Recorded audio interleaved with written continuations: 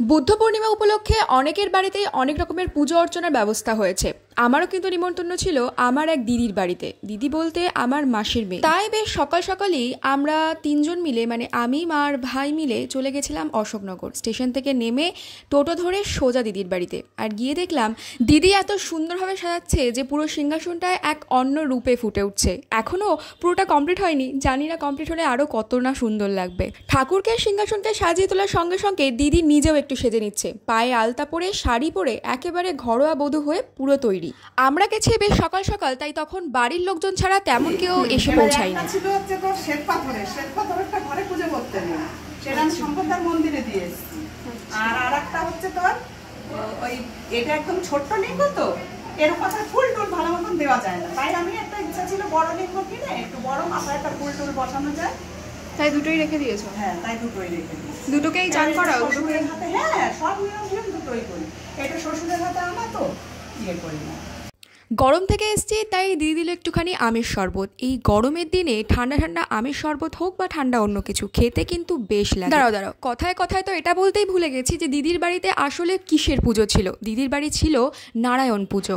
যে যার কাজ করছে নিজের মতন করে। এদিকে যে ভোগ রান্না করার জন্য যাকে আনা হয়েছিল সেও টুকটুক করে অনেক রান্নায় কিন্তু একা একা করে ফেলেছে। এদিকে দুপুরের খাবার দাবারও তোড়জোড় হয়েছে, যেটা হয়েছে ছাদের ওপরে। এত গরমে আমি আর সেখানে যেতে পারি।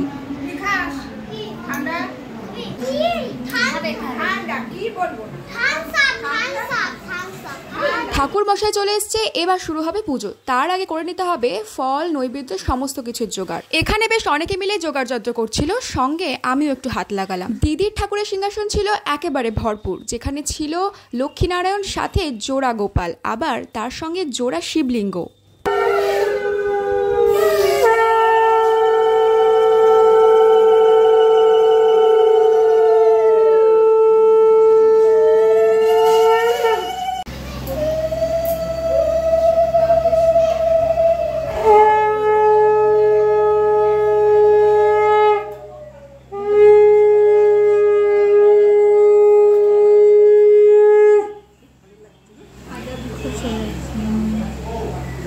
ঠাকুরের সামনে ভোগ নিবেদন হলো, এবার হচ্ছে অঞ্জলি। শুনেছি নাকি ভোগ দর্শনে দুর্ভোগ কাটে, তাই হোক, ভগবানের আশীর্বাদে হোক সমস্ত কিছু মঙ্গলময়। সম্পূর্ণ সাজানোর পর আর ভিডিও করা হয়নি, কারণ ঠাকুর মশাই চলে এসেছিল, পুজো শুরু করে দিয়েছিল। সম্পূর্ণ পুজো হয়ে যাওয়ার পর আবার ভিডিও করলাম। পুরো ঠাকুর ঘরটা লাগছিল একেবারে অন্যরকম, ফুলের সাজে যেন একেবারে জল জল করছিল।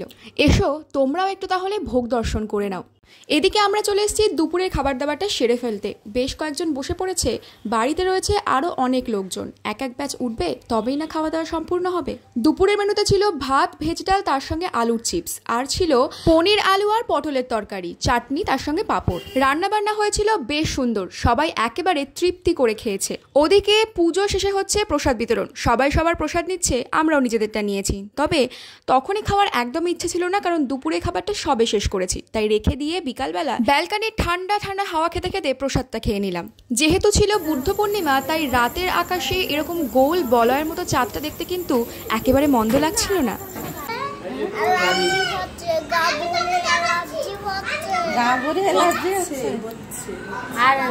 আর রাতে কি হয়েছে শোনো? রাতে কি হয়েছে বলো? রাতে কি? হ্যাঁ, রাতে কানে ব্যথা করছে। আর ঘুমাওনি তুমি? না, একটু না। কষ্ট হয়েছে তোমার? কষ্ট হয়েছে? প্রসাদ দেওয়ার জন্য সকলকে বলা ছিল রাতের বেলা, তাই অনেকেই চলে এসছে। বাকি আরো লোকজন নাকি একটু একটু করে আসছে। আমার বাবা অফিস থেকে সোজা চলে এসছে এই দিদির বাড়িতে। রাতের প্রসাদে সকলকে দেওয়ার জন্য করা হয়েছিল ফ্রাইড রাইস আর তার সঙ্গে আলুর দম, যেটা এরকম কন্টেনারে করে ভরে লোকের হাতে হাতে দিয়ে দেওয়া হচ্ছিল। ব্যবস্থাপনা সত্যিই খুব সুন্দর, আমার তো খুবই ভালো লেগেছে। আর সারা দিনটা এত দারুণভাবে কাটিয়েছি যেটা বলাই বাহুল্য।